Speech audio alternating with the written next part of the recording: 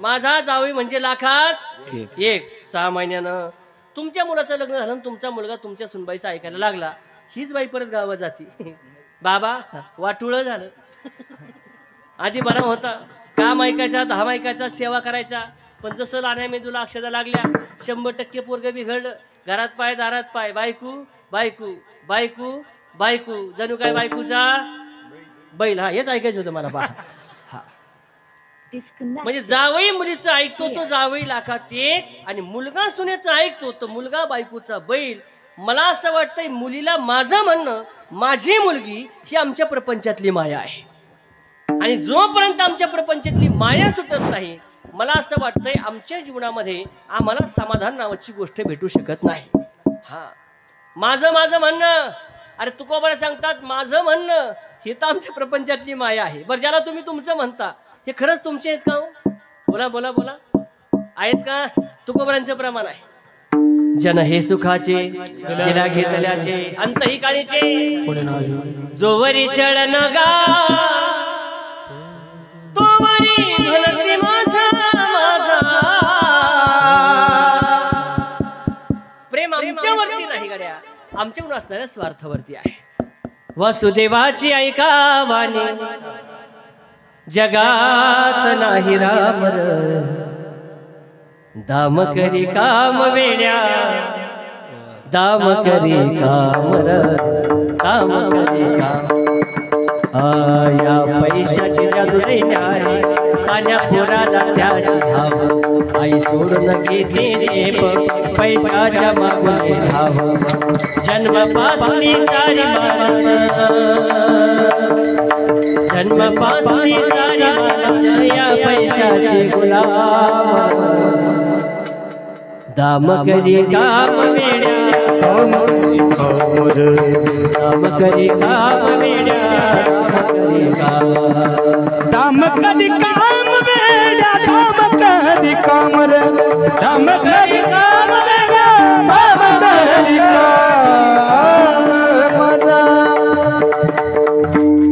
तुकोबरे सांगतात या प्रपंचाला माझं म्हणणं ही तर आमच्या प्रपंचातली माय आहे. बरं त्याचे पुढे ऐका, ज्या घराला तुम्ही तुमचं म्हणताय, घर खरंच आपलं आहे का हो? बोला ना बोला ना, घर आपलं आहे का हो? नाही. आणि आपलं जर म्हणणं असेल तर तुकडोजी महाराजांचं प्रमाण ऐका. तुकडोजी महाराज सांगतात,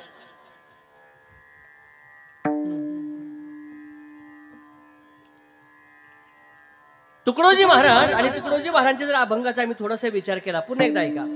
आम्ही आमच्या जीवनामध्ये तुकडोजी महाराजांच्या जोपर्यंत या विचाराचा अंगीकार करत नाही, मला असं वाटतंय आमच्या जीवनातली आमच्या प्रपंचातली माया सुटत नाही. बरेच आपल्या पैकीच असे काही माणसं आहेत का त्यांचं म्हणणं असं आहे, महाराज तुकडोजी महाराजांचे अभंग एक शेपक आहे. अभंग शेपक असणं हा एक भाग वेगळा, पण अभंगातले विचार किती साधू संतांच्या तत्वाच्या जवळचे आहेत याचा सुद्धा विचार करणं काळाची गरज आहे. ही वस्तुस्थिती आहे. तुकडोजी महाराज सांगतात, ऐक मानवा भाई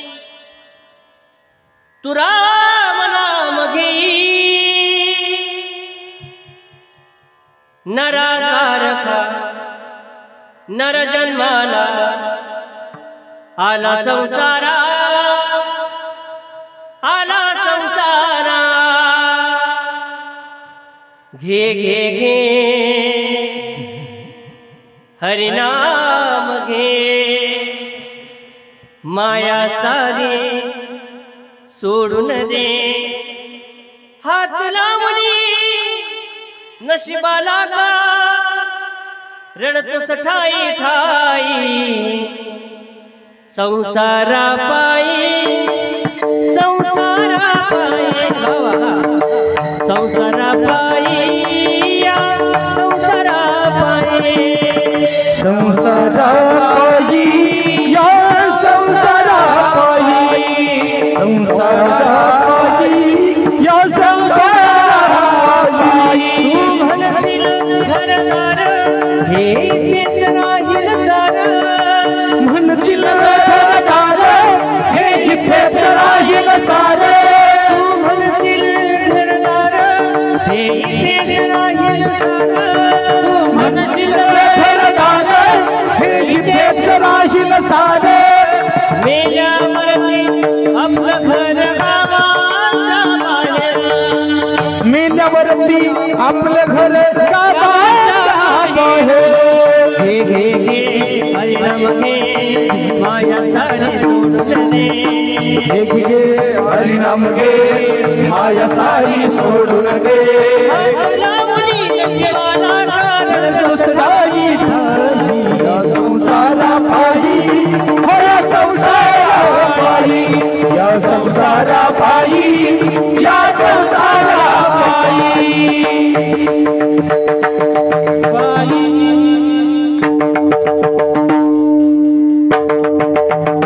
वा वा याला टाळ्या वाजवा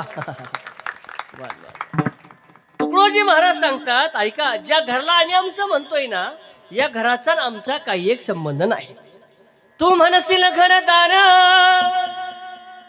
हे तेच राहील सार मेल्यावर आपलं घर गावाच्या बाहेर इकडंच आहे का दिशा नको चुकाल तुमची इकडं का हा तुकडोजी महाराज सांगतात या बंगल्याचा आमचा काही एक संबंध नाही आमचा 16 पत्राचा स्पेशल बंगला शासनाने बांधून ठेवलाय आता त्याच्यात सुद्धा सुधारणा आहे त्याला सुद्धा आता भिंती घातल्यात आपल्याकडे आहेत का भिंती का भिंती घातल्यात त्यांना सुद्धा माहिती आहे ते तिथं जरी नेलं तर बहिणीला म्हणे एक अभंग म्हणा आम्ही येतो दारी देऊन करून एकदा का तिथं नेला परत माघारी ठीक आहे महाराज बंगला माझा नाही पत्नी तर माझी ना तुकडोजी महाराज सांगतात हे तर तुला कळा ना सगळ्यात भामटे पात्र बायकोच आहे तुकडोजी महाराजांचे शब्द आहेत बरं का तू म्हणशील बायका पोरा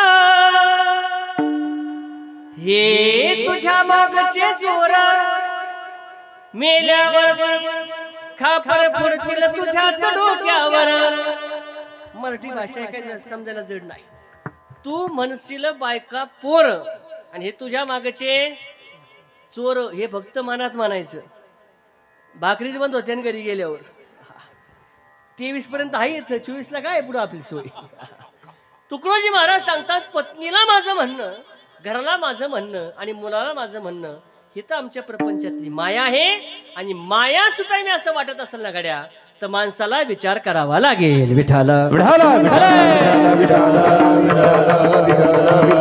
विठाला विठाला शास्त्र सांगते विचाराचा पहिला फायदा लाभ होतो दुसरा फायदा प्रपंच सुटतो तिसरा फायदा मायेतून सुटका चौथा फायदा अहंकारातून सुटका हा अहंकारातून सुटका म्हणजे काय ऐका ऐका जोपर्यंत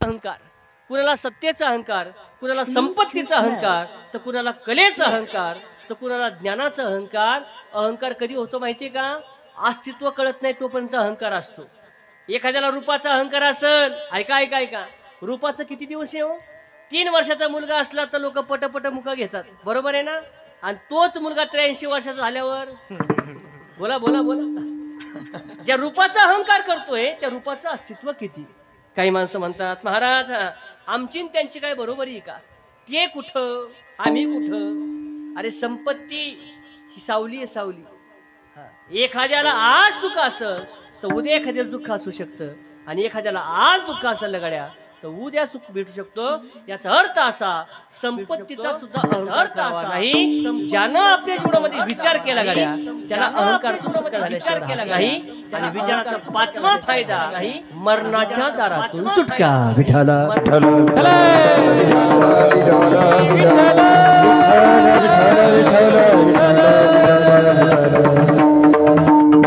तू म्हणतात महाराज विचाराचे पहिले 4 फायदे आम्हाला मान्य आहे पण 5वा फायदा मान्य नाही पण 5वा फायदा मान्य नाही लोकांमध्ये आम्ही जन्म घेतलाय याचं नावच मृत्यू लोक आहे आणि मृत्यू लोकांचा एकच सत्य सिद्धांत आहे मरावंच प्रमाण आहे याच्यावर नाही घडी घडी काळ नाशिवंत देह आज मेला पंजा मेला बाप मसन गेला देखत देखत नातू बनतो हो देखत देखत नातू बनतो तू ही तैसा झाला देखत देखत नातू पण तो ही तैसा झाला उठा उठा जागा पाठी उठा उठा जागा पाठे भयाले मोठे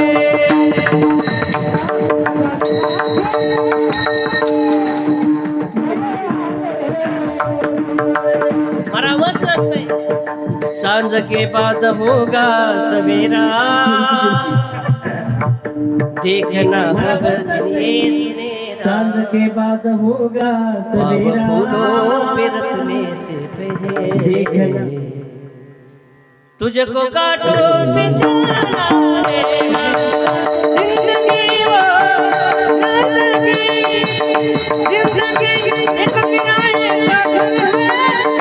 एक बदलना पड़ेगा मौत जब तुझको बात देगी घर से बाहर निकलना पड़ेगा मौत जब तुझको बात देगी घर से बाहर निकलना पड़ेगा पड़ेगा मौत जब तुझको घर से बाहर निकलना पड़ेगा जर मरावंच लागतंय हा जर या सृष्टीचा नियम आहे तर मरणाच्या दारातून सुटका करणं म्हणजे काय शेवटचं एक वाक्य आहे का तुकोबाला सांगतात शरीरानं मरणं या मृत्यू लोकातला सत्य सिद्धांत आहे पण कर्मरूपानं पाठीमागे जिवंत राहणं याला म्हणतात मरणाच्या दारातून घेणं तुका म्हणे एका मरणेची सरे आणि उत्तम चिगुरे कीर्ती मागे तुकोबाला सांगतात मरण माझे मरोनी गेले मरण माझे मरोनी गेले माझे मरोनी गेले मरण माझे मरोनी मरोनी गेले माझे मरोनी गेले माझे मरोनी गेले माझे मरोनी गेले मत गेले हमारा मत गेले हमारा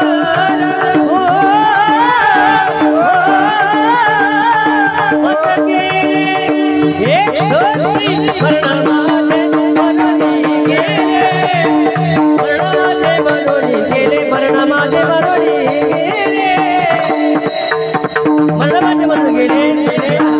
मरण माझे मरोनी गेले मरण माझे मरोनी गेले माझे मरोनी गेले माझे मरोनी गेले गेले गेले गेले आणि म्हणून तुकोबरा सांगतात जर आम्ही आमच्या जीवनामध्ये विचार केला तर विचाराचा पहिला फायदा लाभ होतो दुसरा फायदा प्रपंच सुटतो तिसरा फायदा मायेतून सुटका चौथा फायदा अहंकारचा सुटका आणि विचाराचा पाचवा फायदा मरणाच्या दारातून सुटका हे 5 फायदे विचाराचे असल्यामुळं तुकोबरा सांगतात प्रत्येक माणसानं विचार करावा सारासार विचार पण शास्त्र सांगते माणसं 3 गोष्टीचा विचार करत नाही ऐका 1 श्री गुरु करताना विचार करत नाही 2 पत्नी करताना विचार करत नाही आणि 3 बोलताना विचार करत नाही 3 ठिकाणी विचार करत नाही बरं का श्री गुरु करताना विचार करत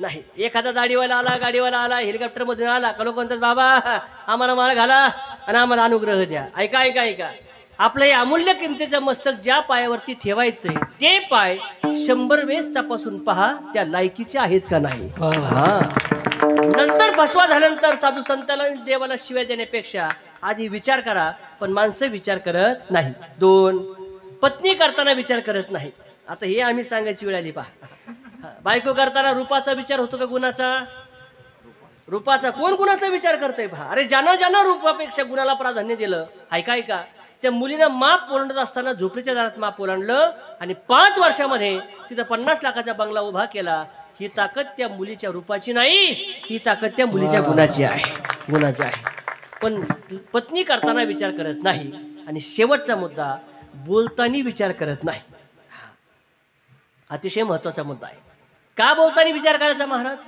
शब्द हा वापरला तर शास्त्र आहे आणि तो शब्द वापरला तर शस्त्र आहे. हा शब्दामध्ये फार ताकद आहे.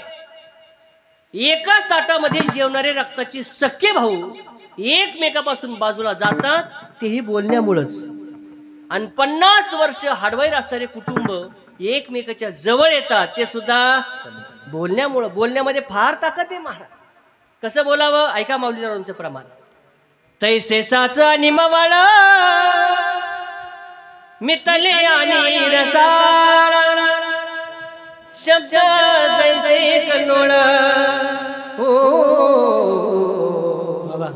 अमृताचे. कसं बोलावं? 4 प्रकारची वाणी बोलावी. 9:15 5 मिनिटं कमी आहेत, टेन्शन घेऊ नका. 4 प्रकारची वाणी माऊली ज्ञानोबा सांगतात. 7 म्हणजे प्रत्येक माणसानं खरं बोलावं. प्रत्येक माणसानं खरं अजून निम्मेच म्हणले पहा. प्रत्येक माणसाने खरं बोलावं. का? खोटं बोललं तर वाणीला दोष टाकतो आणि आमच्या जीवनामध्ये पाप होतं. म्हणून प्रत्येक माणसानं 7 म्हणजे खरं बोलावं. 1 मवाळ खरं बोला. पण माऊली ज्ञानोबा सांगतात त्याच्यासोबत गोडही बोला. हा पण माणसाचे असे खरं बोलतात पण गोड बोलत. आणि म्हणून तर म्हणायची वेळ आली तिळगुळ घ्या पण निश्चित तोंडावर नाही माग गोड बोला. अवघड गोष्ट आहे महाराज. उदाहरण सांगतात इथं कीर्तन चाललंय बरोबर आहे. सुंदर कीर्तन चाललंय, छान कीर्तन चाललंय का? अरे तोंडावर तरी हा म्हणांच्या बरोबर आहे. चांगलं कीर्तन चाललंय. आता उद्या ज्यावेळेस या कीर्तनाची गावामध्ये चर्चा होती कोणतरी 4-2 नास्तिक गावात असतातच. का रे सप्तसूर आलाय? सप्तसूर आला कुठं? अरे म्हणले आपशे महाराजांच्या संस्थेवरती. मोठा सप्ताह आहे, छान गायक आहे, छान वादक आहे, भरपूर पब्लिक आहे, मोठ्याच्या मोठा मंडप आहे, चांगली लाइटिंग आहे. ते नास्तिक म्हणते अरे वा काल चांगला आवाज येत होता. म्हणला हो. चांगलं गायन होतं हो. चांगला सिद्धांत होता हो. चांगला होता हो. कुठला होता महाराज? कुठला होता म्हणजे जणू का रोजानं उभा केला होता का काय? माणसं खरं बोलतात पण गोड बोलत नाही. माऊली ज्ञानोबा सांगतात 7 म्हणजे खरं बोला, मवाळ म्हणजे गोड बोला, मितले म्हणजे कामापुरतं बोला आणि रसाळ म्हणजे दुसऱ्याच्या अंतकरणातील दुःख कमी होईल असं माणसाने बोलावं. कसं बोलावं? ऐका. माणसाच्या जगण्यामध्ये बोलण्यामध्ये एवढी शुद्धता असावी. आमच्या समोर एखादा व्यक्ती आला तर त्याच्या चेहऱ्यावरती हसू असावं आणि आम्ही गेलो असं त्याला कळालं तर त्याच्या डोळ्यामध्ये आसू असावं. एवढं माणसाचं जीवन स्वच्छ असावं. पहा एवढं स्वच्छ असावं. नहीं चाहिए दिल दुखाना किसी का, नहीं चाहिए दिल दुखाना किसी का, नहीं चाहिए दिल दुखाना किसी का, नहीं चाहिए दिल दुखाना किसी का. सताना रहा है सताना रहेगा जमाना किसी का, नहीं चाहिए दिल दुखाना किसी का, नहीं चाहिए दिल दुखाना किसी का, नहीं चाहिए दिल दुखाना किसी का,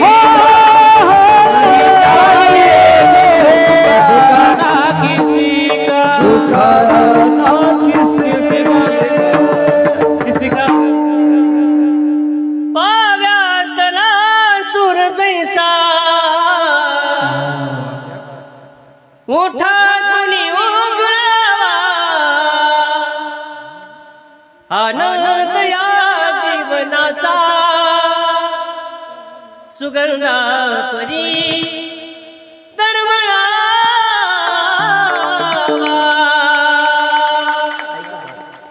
माऊली ज्ञानोबा सांगतात खरं बोला, मवाळ गोड बोला, मितले कामापुरतं बोला आणि रसाळ म्हणजे दुसऱ्याच्या अंतकरणात दुःख कमी होईल असं बोलावं.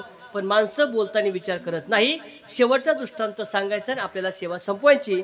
एका गावामध्ये एक बिचारी म्हातारी राहत होती. वय वर्ष 65 बर का, MH 65. हा पण म्हातारी एवढी तोंडामध्ये फटकळ होती महाराज, एवढी फटकळ होती त्याच्यावर बोलायचं जरी म्हणलं तर माणसं 10-20 विचार करायची. का? म्हातारी एखादा शब्द बोलली थंडी ताप संगत वाजून यायचा. पहा एवढी गोड बोलायची. आलं का तुमच्या ध्यानामध्ये?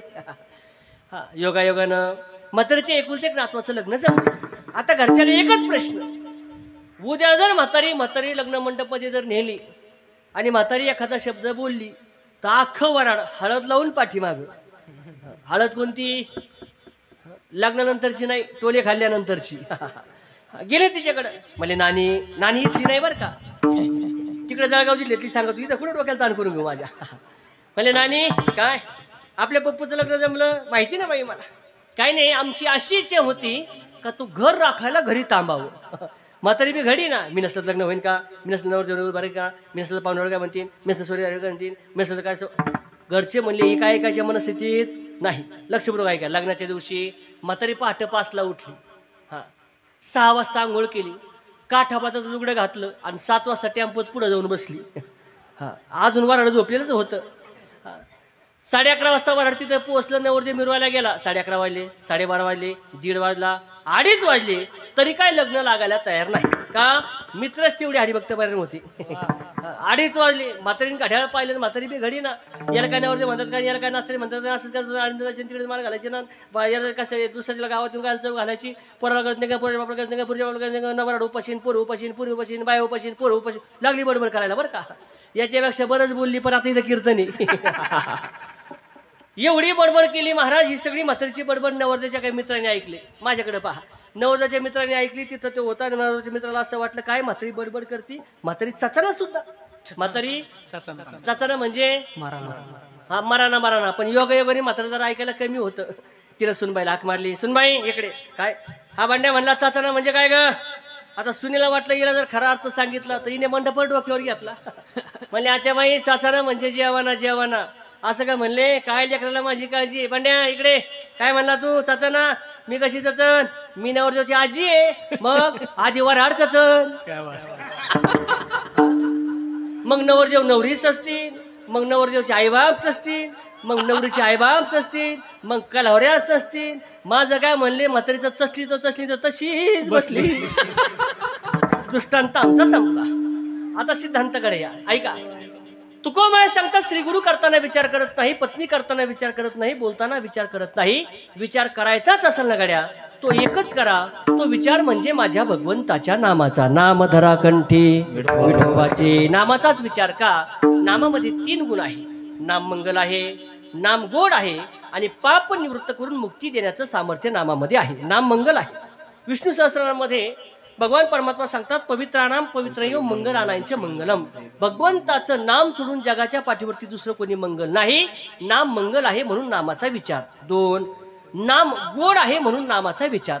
जगाच्या पाठीवरती सगळ्यात गोड काय हो. सगळ्यात गोड चहा नाही. सगळ्यात गोड काय आहे. अमृत. पण नामदेव महाराज सांगतात अमृताहुनी गोड नाम तुझे देवा. नाम तुझे देवा मन माझे केशवा का बालगे. मन माझे केशवा का बालगे. मन माझे केशवा का बालगे. अमृताहुनी गोड नाम तुझे देवा.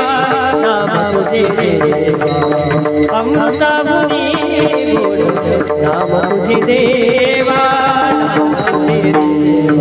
नाम आहे. आणि शेवट पाप निवृत्त करण्याचं सामर्थ्य नामामध्ये आहे. पाप निवृत्त करण्याचे म्हणजे तुकोबराय सांगतात नाम संकीर्तन साधन पै सोपे आणि जळतीला पापे. आणि निश्चितपणे मला असं वाटतंय नामापेक्षा दुसरी पाप निवृत्ती करणारी व्यक्ती जगाच्या पाठीवरती वस्तू नाही. सेना महाराजांचं प्रमाण आहे.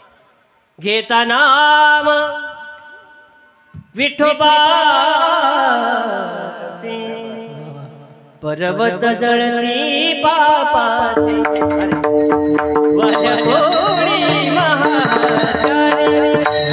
नामे तारिला घेता नाम घेता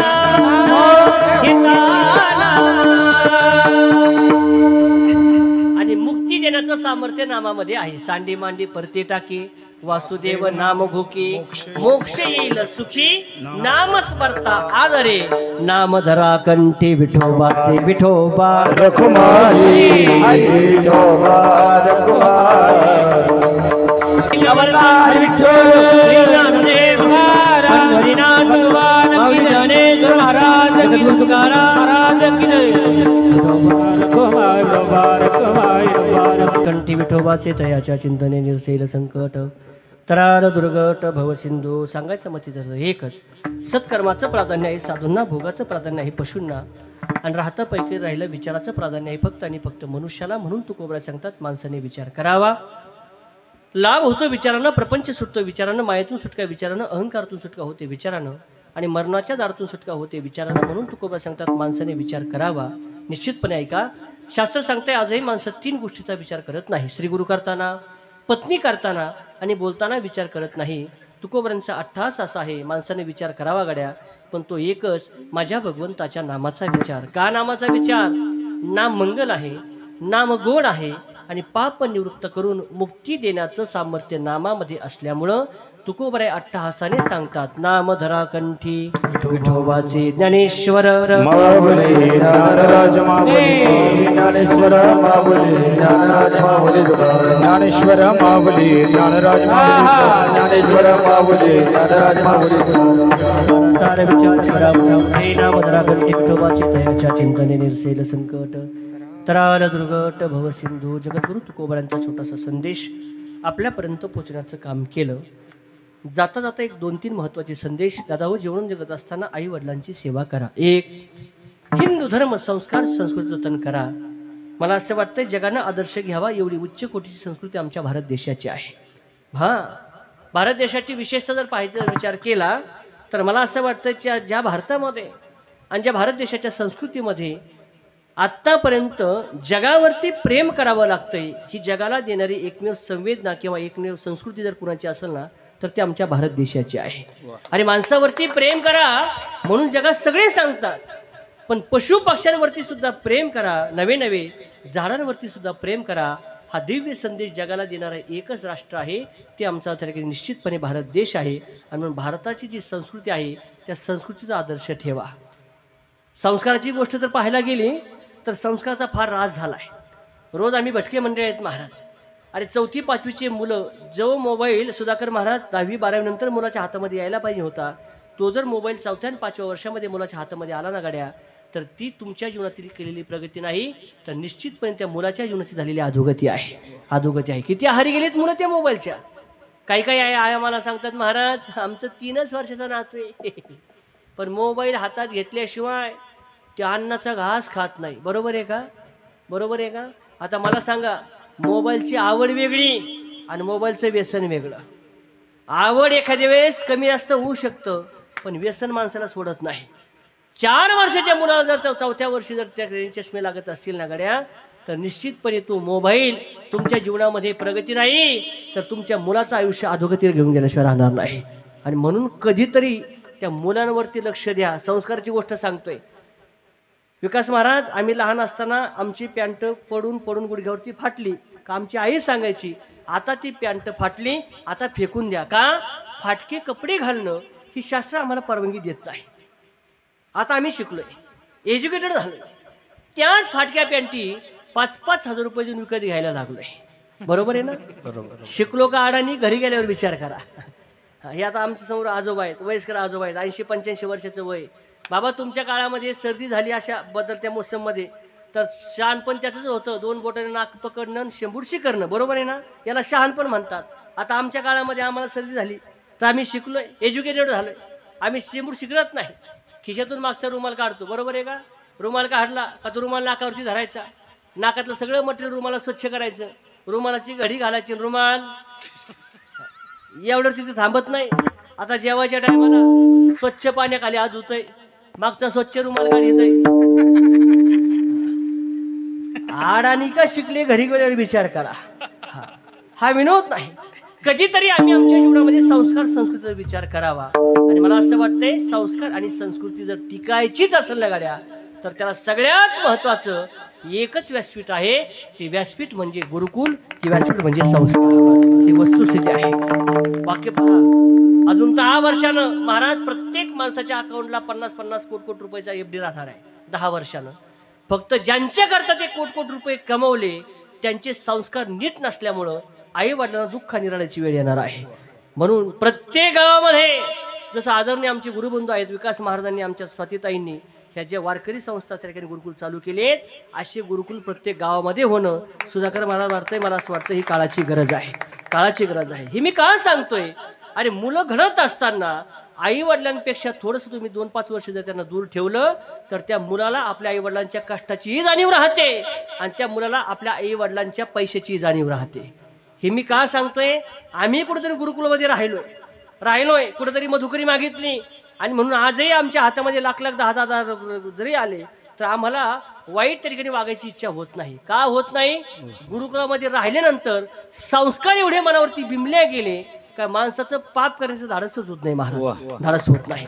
म्हणून प्रत्येकाला विनंती आहे, अशा संस्था आणि गुरुकुलाची गावामध्ये उभारणी करून काळाची गरज आहे. आणि पुढचा मुद्दा आहे का, गरज आहे हा एक भाग आहे, पण उभा राहिल्यानंतर ते चालवणं ही जबाबदारी आता तुमच्या सगळ्या ग्रामस्थांची आहे, ग्रामस्थांची आहे. तू म्हणतात महाराज याचा आम्हाला फायदा काय, लक्षपूर्वक आहे का.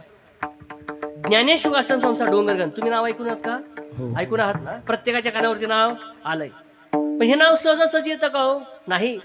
गेल्या 40 वर्षापासून डोंगरगणचे ग्रामस्थ आमच्या माता भगिनी रोज त्या विद्यार्थ्यांना 2 टाइम मधुकरी वाढतात. सांगू तुम्हाला, त्या मधुकरी वाढत असताना जोपर्यंत ते लेकरं येत नाही तोपर्यंत ती बिचारी माऊली त्या अन्नाला स्पर्श सुद्धा करत नाही. हे अन्न मी विद्यार्थ्याला वाढते ही भावना नाही, हे अन्न मी माझ्या ज्ञानोबा तुकोबांच्या झोळीमध्ये टाकते, एवढी पवित्र भावना त्याच्यामध्ये आहे.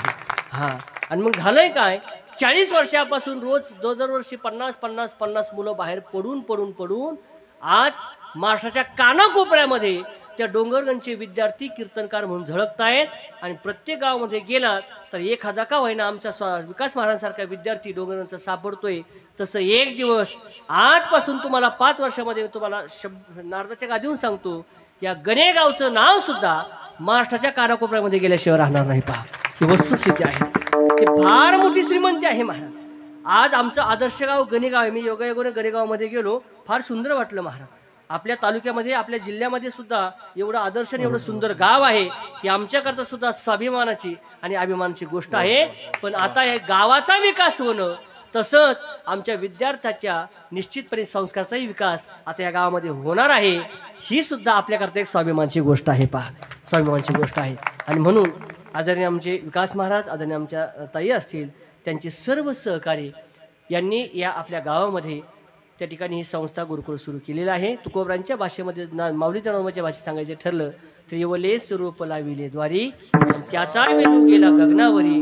निश्चितच आमच्या महाराजांचं हे कार्य आणि आमच्या महाराजांचं हे त्या ठिकाणी संस्था महाराष्ट्राच्या कानाकोपऱ्यामध्ये पोहोचल्याशिवाय राहणार नाही. का तुम्ही एवढं छाती डोक सांगतात, तुम्ही म्हणाल महाराज त्याचं उत्तर सांगतो ऐका. माझ्या तुकोबरांचं प्रमाण आहे, सत्य संकल्पाचा दाता नारायण. हा, आमचा संकल्प जर स्वच्छ असेल ना आणि आमचा हेतू जर स्वच्छ असेल ना तर भगवान परमात्मा निश्चितपणे तो संकल्प पूर्ण केल्याशिवाय राहत नाही. आणि म्हणून आदरणीय आमच्या महाराजांचा केलेला हा संकल्प आणि या संकल्पाला तुमच्या सर्व गायकवारांचे असणारे सहकार्य, या सहकार्यातून हा संकल्प निश्चितपर्यंत त्या ठिकाणी पूर्णत्वाला गेलाच आहे आणि याही पुढे त्या ठिकाणी शेवटपर्यंत जाणार आहे. एवढीच भगवान पंढरीश पांडुरंगाच्या शुभेच्छा व्यक्त करतो. झालेली कीर्तनरूपी सेवा भगवंताच्या चरणी समर्पित करत असताना सेवेकरता उपस्थित सर्व आदरणीय माता भगिनी पुरुषवर्ग सर्वांचे मनापासून आभार. अतिशय अतिशय अतिशय गोड साथ या ठिकाणी ज्यांनी या कीर्तनरूपी सेवेकरता दिली, आदरणीय आमचे अनिकेत दादा, आदरणीय आमचे राम महाराज, आदरणीय आमचे चैतन्य महाराज असतील, आदरणीय आमचे त्या ठिकाणी सर्व ग्रामस्थ मंडळी असतील, सर्वांचे मनापासून आभार मानतो. नाव विसरलो कडे मी, आदरणीय कृष्णा महाराज. हा, आदरणीय आमचे कृष्णा महाराज आहेत, अतिशय गोड आहे पा. आणि म्हणून तुम्ही सर्व ग्रामस्थ मंडळाकडे उपस्थित तुमचे मनापासून आभार मानतो. ज्यांच्या पवित्र अशा मार्गदर्शनानं आपलं ज्ञानेश्वर व्यासपीठाचं नेतृत्व आहे. अतिशय आपल्या जीवनामध्ये चाकोरीबद्ध ज्यांनी पारमार्थ केला आणि वारकऱ्याची संप्रदायाची चाकोरी जपत ज्यांनी आत्तापर्यंत आमच्यासारख्या शेकडो नवीन कीर्तनकारांना मार्गदर्शन केलंय, असे असणारे आमच्या नेवासा तालुक्याचं भूषण आदरणीय आमचे सुधाकर महाराज, एकदा सर्वांनी त्यांच्याकरता टाळ्या वाजवा. पहा, ही वस्तुस्थिती आहे महाराज. गुरुवर्य भास्करी बाबांनी सुद्धा ज्यांचा त्या ठिकाणी मोठा आदर करावा अशा आदराने आमचे सुधाकर बाबा उपस्थित आहेत, त्यांचेही चिनी साष्टांग प्रणिपात करतो। त्याचप्रमाणे या आपल्या सर्व 7 दिवसाच्या सप्ताहाकरता ज्यांचं ज्यांचं संत पूजन आहे, ज्यांचं ज्यांच्या ठिकाणी सुंदर असे नाश्ता जेवण महाप्रसादाची पंगत आहे, अशा सर्व अन्नदात्याचे मनापासून आभार। आजचं ज्यांचं संत पूजन आहे श्री किशोर रोहिदास कोबरने व श्री जयसिंग राजे घाडगे, बरोबर आहे।